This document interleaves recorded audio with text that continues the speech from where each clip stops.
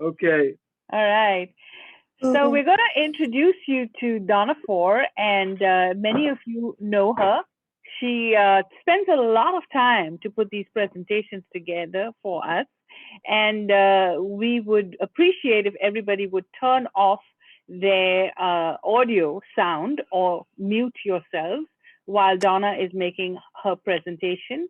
And thank you, Donna, for putting so much time to give us this valuable, valuable information. Donna has served in 2 wars.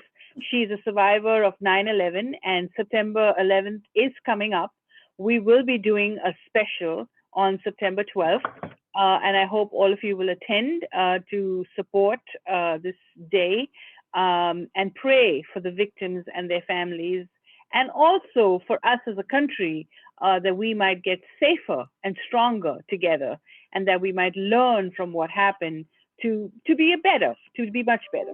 So over to you, Donna, and we look forward to your presentation.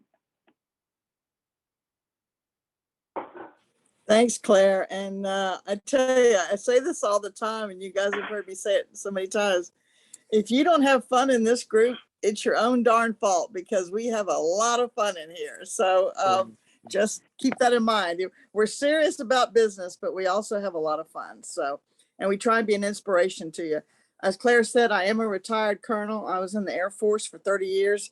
I was stationed right there at Seymour Johnson for a while, and also did some time at Pope, among many other assignments. I am a Desert Storm vet, and then spent a lot of time in Europe while the Balkan Wars were in different levels of activity. So I was in and out of that area for a long time.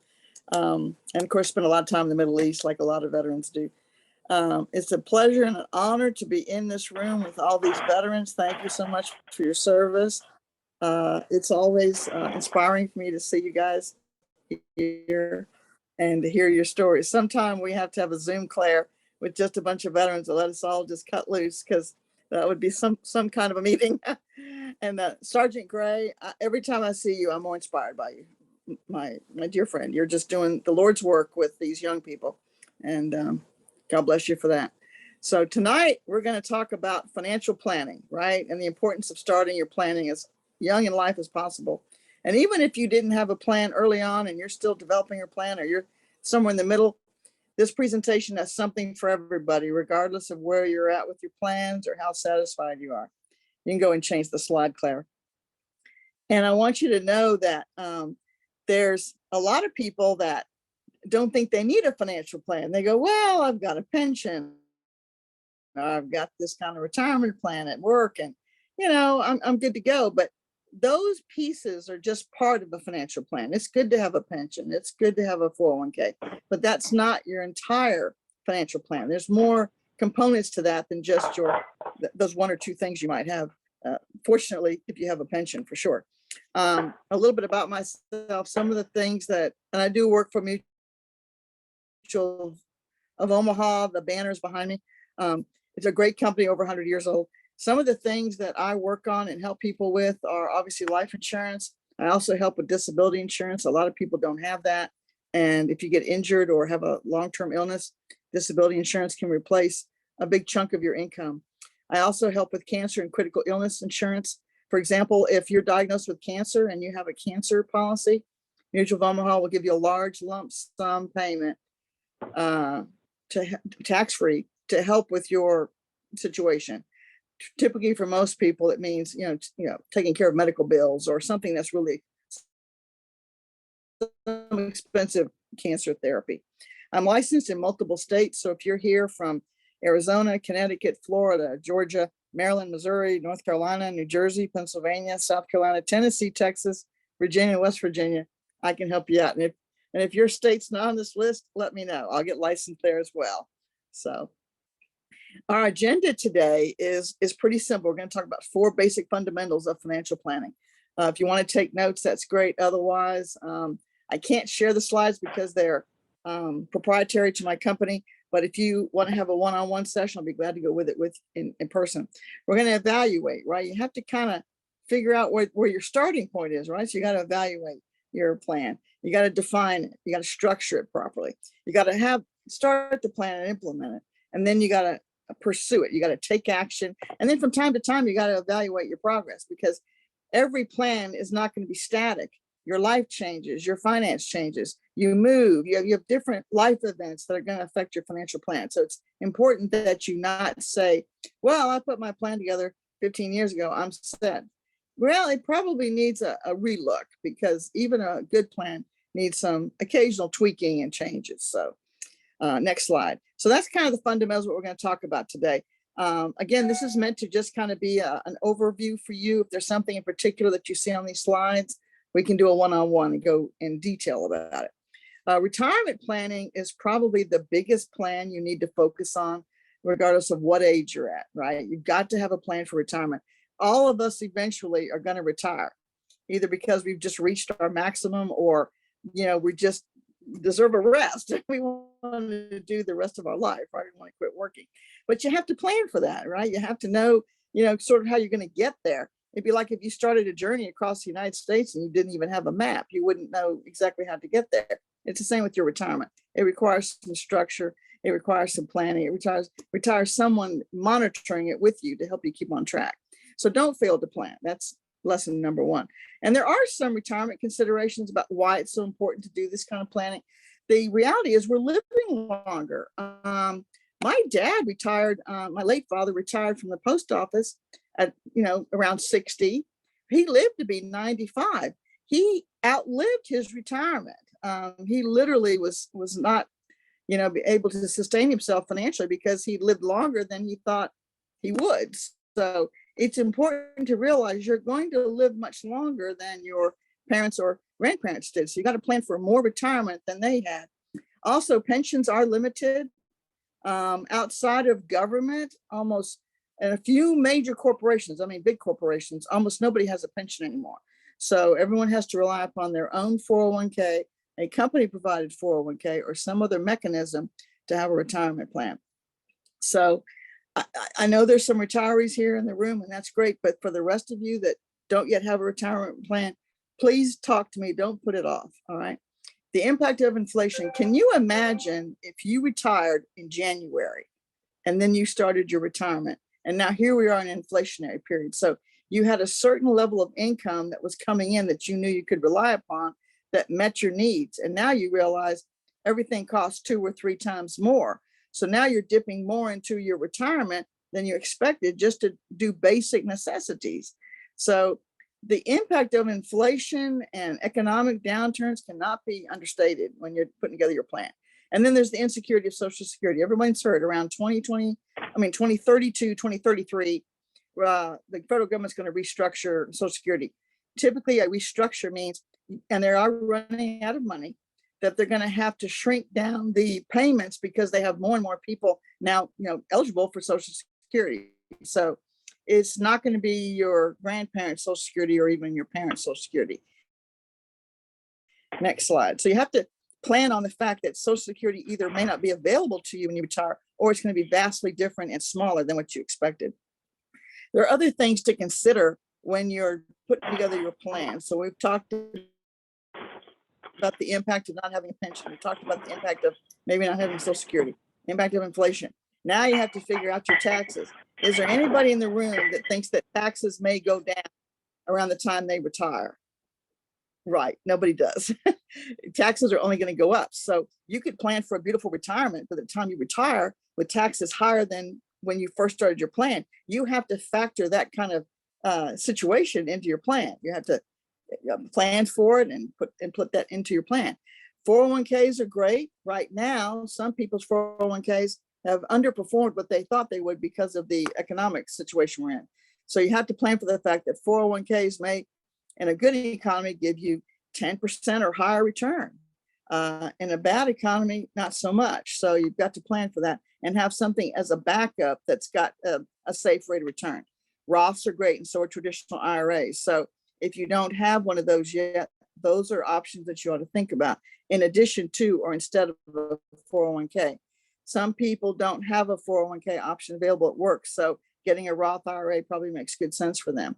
Life insurance and annuities. Life insurance, if it's structured properly, can actually be a backup retirement plan. because there's money. If you have a permanent policy, there's money building inside of the policy at a rate of 3 to 4%. That's 3 to 4 times what a savings account is. So you can sock away a lot of money inside your life insurance policy and use it down the road, to back up your retirement plan, or just use it for emergency spending. Annuities, at least with my company, now have a rate of return of 4%. That's not as high as a 401k, but some 401ks now are a little wobbly during this current economic downturn. So having a backup to that 401k with a safe, structured annuity makes sense. And I can help you with that as well. Taxes will affect not you just personally, but will affect your business. Down the road, as your business matures and it gets bigger and you have more income coming in, you have to understand the role of higher taxes and how that could creep into your return on your business.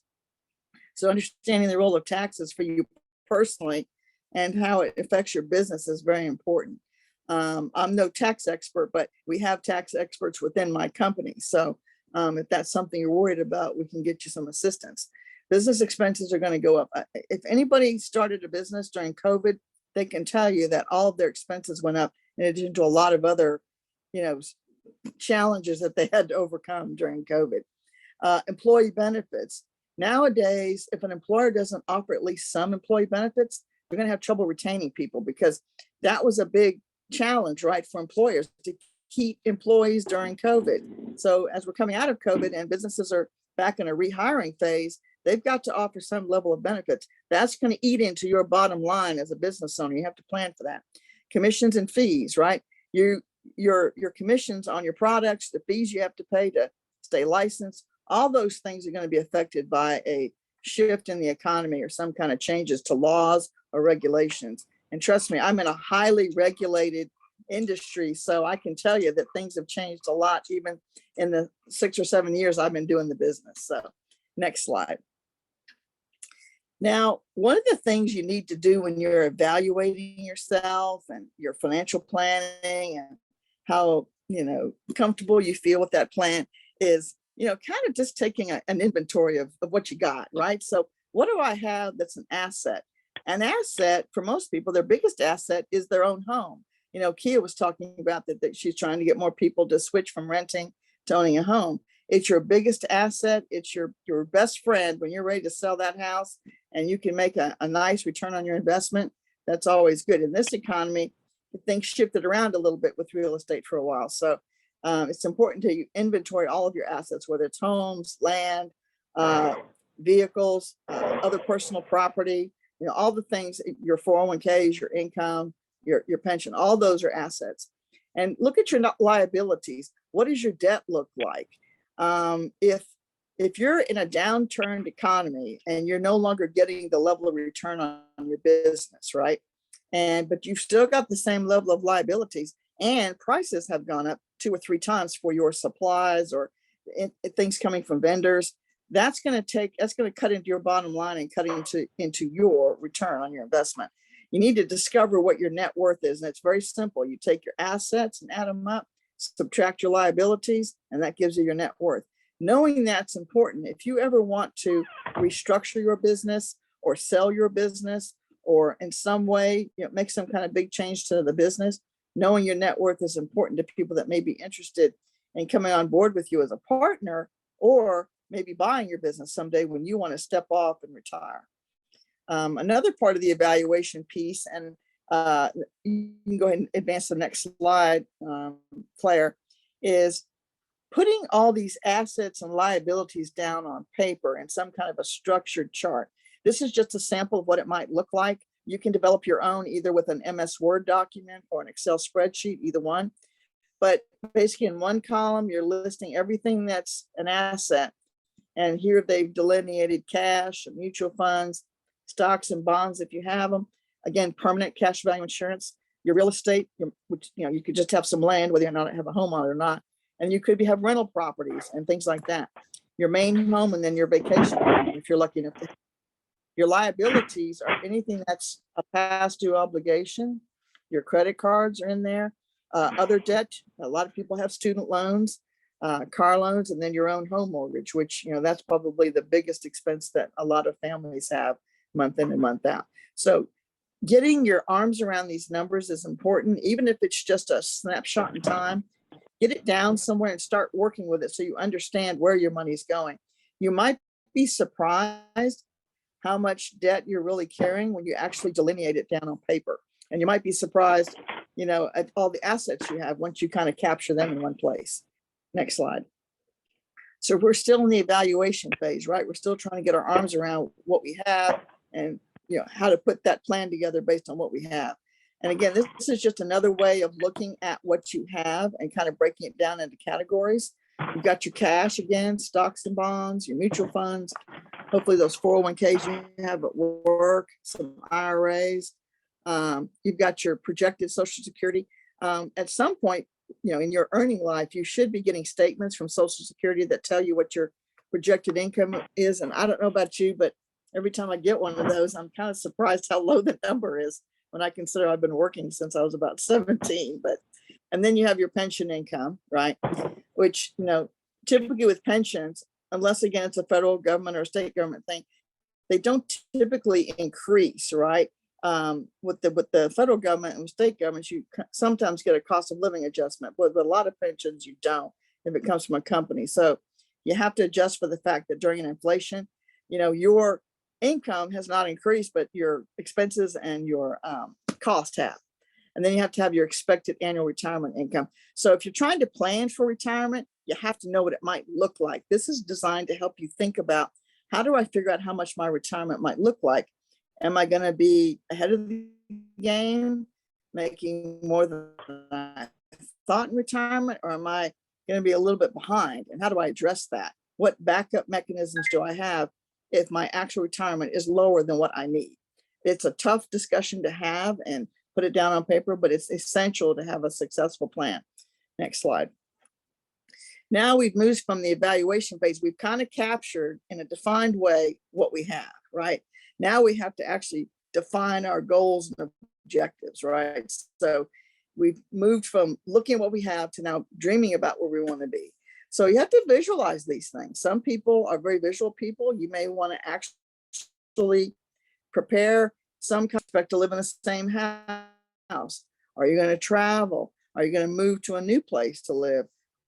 Are you going to continue working part-time or just completely retire? Are you going to move to where your family is? Maybe there's some grandkids you want to see more of, and so you up and move cross country. These are all things you've got to think about if you're going to have a successful retirement, because all those things factor into your expenses.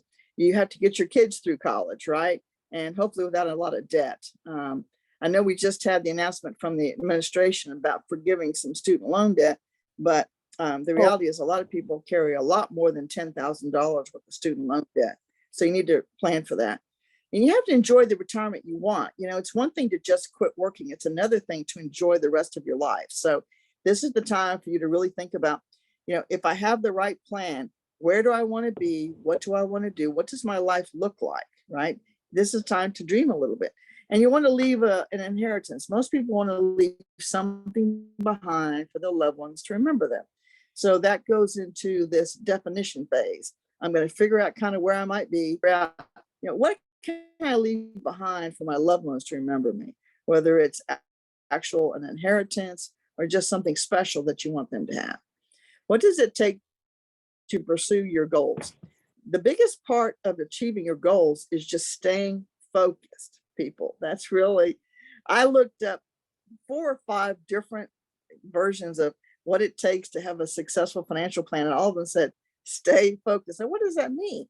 That means don't let some kind of shift in the economy or in your family or in your job or anything else get you things to assail you. Because if you drop the ball and don't stay focused on the plan, then guess what? Retirement will roll around and you won't be prepared. You got to implement your plan, right? That means start working on it now. For anybody in the room that's young and thinks, well, she's talking about people that are a lot older than me. I'm really not. The day that you start your retirement plan should be the first day you start work. Because if you start it then, The first day of work I'm at, that should be the first day of my retirement plan. You need to stay focused. We already talked about that, on where you want to be and what you want to do. You need to monitor your progress, right? It doesn't do any good to have a great plan and not check on it occasionally. When I work with people, with my clients, we reevaluate where they are at every year. A lot can happen in a year. Look at what happened with most people during COVID. Business owners really suffered, right? Families had situations. A lot of people lost loved ones, right? So an annual review is actually a pretty good idea. If you can't do it annually, at least do it every other year. And you need to be disciplined. Don't get off track because of something that happens, right? Try and be disciplined enough to follow your plan and stick to it. If you've developed a plan with somebody, a professional like me, then you should feel confident about it and stay on track. And manage your risk. A lot of people are risk adverse. Some people are not that risk averse. So you need to have a conversation with yourself and say, how much risk am I willing to allow in my retirement plan? For example, if you're young and you want to put money into the stock market, I think that's a great idea because you have many, many decades of earning and you want to start investing in the stock market in a big way. You might want to think twice about that because your earning years are now on the decline. So if there was a big loss in your portfolio, you don't have as many earning years to make up for that loss. So keep that in mind with your risk management scheme. How much risk do I want in my financial plan? Do I want just a little, a medium amount, or am I willing to take a high level of risk because I'm young and I can make up any decline in my portfolio because I've got a lot of years of earning? And then always make adjustments along the way. That's why you have to have the annual reviews. Next slide. So we're, again, talking about this definition of where I'm going to go, how I'm going to get there, what's the path. What's that? Here's something to think about too when you're talking about the definition phase. There are a lot of dangers when it comes to debt, right? We all know that we all know that there's a lot of bankruptcy in America. Unfortunately, one of the biggest sources of bankruptcy, or one of, not the only one, is medical bills. And it's unfortunate that, that our government has not been able to solve that problem, but medical bills are a big source of, unfortunately, a bankruptcy. So you have to factor in the fact that what if I had a major health event and my health insurance doesn't cover every procedure I have, every therapy? I need to consider the fact that I need to have some money set aside for a major health emergency because I may be putting a lot of it out of pocket. You need to also consider the fact that you need to resolve your debt, right? If you've got a lot of debt, get on a plan to kind of reduce it. And there are people in this room that do that for a living. Reg is one that helps with that. There are others as well. So if debt is an issue and you're very concerned about it, there are professionals that can help you get debt free or at least reduce your debt to a manageable level.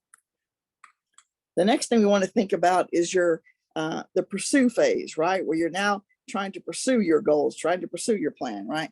So one of the important things about investing is considering your risk tolerance. We've already talked about that a little bit, but this is the time to really zero in on it, how much tolerance you have for it. And what's your timeline, right? If you're now in your 40s or 50s, your timeline towards retirement is now down to probably 15 or 20 years. So you need to have a different kind of approach to your investing and your planning than someone who's in their 20s or 30s. So knowing your timeline and when you expect to retire, and all this is subject to change. If you say, I'm going to retire at 60, Donna, and then you reach 60 and you go, gee, I think I'd like to go another 5 or 10 years. That's fine. You can make those adjustments, but at least have an initial plan of where you plan to retire, right? Now, here's some investment vehicles for you to think about that some are extremely safe, right? We all know that savings accounts don't earn a big rate of return, but they are very, very safe because they're backed up by banks. Then you have CDs. Again, not a very high rate of return, but safe. Money market accounts, pretty much the same scenario. Stocks and bonds can be risky depending on who you invest it with and how much money you put into it. And then you have mutual funds, which typically are a good performer. So the trick here is to diversify your portfolio, diversify your plan, right? Ensure you've got some variable products that are going to earn you in a good market, a nice rate of return, and then some that are more stable, right? some of these we've already talked about, as well as some IRAs that are fixed. Annuities are another good one that can give you a cushion in the event that your portfolio underperforms during a bad economy. The trick is diversify, right? Always diversify. Don't put all your eggs in one basket. I remember my mother always telling me that, right? Next slide. So we've talked about a lot of different topics tonight. We're going to kind of bring it home now. We're down to the final kind of piece of the puzzle here. Another part of your risk management and a good investment for you is your permanent life insurance. Permanent life insurance gains money inside the policy called cash value, usually around a 3 to 4% return, depending on the company and the type of product you buy. It provides a great safety net. I use this example all the time. I had a client during COVID that lost her job because her restaurant closed. She was a waitress, she was a hostess. And eventually the restaurant reopened, right? But during those 3 or 4 months when things were really bad, she had no income coming in. So she took money out of her cash value life insurance and she paid her bills, whether it was her car payment, rent, utilities, all that stuff was paid for by that money that was socked aside inside that permanent life insurance policy. Term life is a good investment when you want to protect all of your income against something happening to you. So if you're younger and you have a family and you're the major breadwinner, definitely take out some term insurance in the event that something happens to you and the family can survive on the income from your term life. But always balance it with some permanent. I tell most people, if you can afford it, get some term insurance to handle the fact that if something happens to you, there's a lot of debt that remains behind. But take out some permanent insurance that also helps you while you're still alive. They can pay some bills, pay off some debt, maybe take a vacation with that cash value inside that life insurance policy. We call it playing both offense and defense when you do that. You're preparing for some contingency while also having a good defense in the event that something bad does happen. Next slide. So again, just kind of wrapping a bow on this pursue part. So again, understanding insurance and risk management is important here. One of the things that I run into frequently with people that are self-employed is they don't have disability insurance. Let me explain why disability insurance can be really important to the self-employed. So most self-employed people don't have leave. They don't have sick leave. They don't have vacation time. They don't have those things that people work for big companies have, right? So your disability insurance can take the place of that, right? Because if you have an injury or even just an illness, say you got COVID and you're out of work for 2, 3, 4 months, right? Trying to get better. Your disability insurance replaces that missing income because you're no longer getting a paycheck from your boss or from your business. You're now getting a paycheck from Mutual of Omaha. So disability insurance is an important part of hedging against that risk, right? We're trying to manage risk. And one of the risks that can happen to you, whether you've got a great job with a big company or you've got your own business, is having enough disability insurance. Your income is your greatest asset. So definitely protect it with disability insurance. And I can help you with that. Don't just insure your possessions, insure your own self and your own income. If something happens to you, your family still needs that income. And while you're laid up sick or injured and can't go to work, they're going to rely upon you being able to still bring home a paycheck. So you can do that if you have a disability plan. Next slide. And just a foot stomp the fact that any good plan needs a good planner to help you with it, right? It is important that you involve a financial professional. I'm a financial professional. Mutual of Omaha does not allow me to charge for any of my services. So if you need to put together a financial plan or look at some life insurance or take out some disability insurance, there's no charge, no fees for anything I do with you. It's completely free. So keep that in mind. If you were to go to a T. Rowe Price or any of the other big firms that would help you with a financial plan, your first visit would be a short one and it would be, free. But then after that, they would have to charge you for their services. We don't work that way. We believe in helping you as an individual and your family, not trying to, charge you a bunch of fees for putting together a plan to protect yourself, right? So the importance of a professional is your retirement plan can be put in place or evaluated. You can have a budget. You can do something about your debt, right? Get that reduced. You can explore some other income replacement strategies. We just talked about the fact that people that retired this year probably didn't see their money go as far as other people because they were spending more for everything. There are other strategies to compensate for that, right? Other types of investments that can help offset that pension that wasn't as big as you thought, with the fact that you retired during an inflationary period. And you need to safeguard your future and your legacy, right? It's important to leave something behind for your loved ones to remember you by. So having the right plan helps you to do that. And that, my friends, wraps up our discussion for tonight. I hope that you've benefited from some of the ideas we discussed here. Would be glad to follow up with you later. And are there any quick questions? Not a question, but I would like to make a comment if that's all right, Donna. I remember, Sure. when I first started working with a financial professional, I sought an individual out, much like yourself, so that I could receive guidance. And I was highly surprised and so excited to learn the benefits of having life insurance, not as an expense, but as a important security component to my retirement plan, that well-structured life insurance was going to be the trick that wealthy people do, that I had access to. So I highly recommend speaking with Donna about the benefits, if you have not already, of leveraging a powerfully designed life insurance plan, not for emergencies only, but for a very, very smart way to invest that mostly wealthy people do. Yeah. And actually, Thanks, Kim. so And this group I was agree. A lot of talking people a lot don't about know being that life millionaires. insurance is Then not just for. go ahead.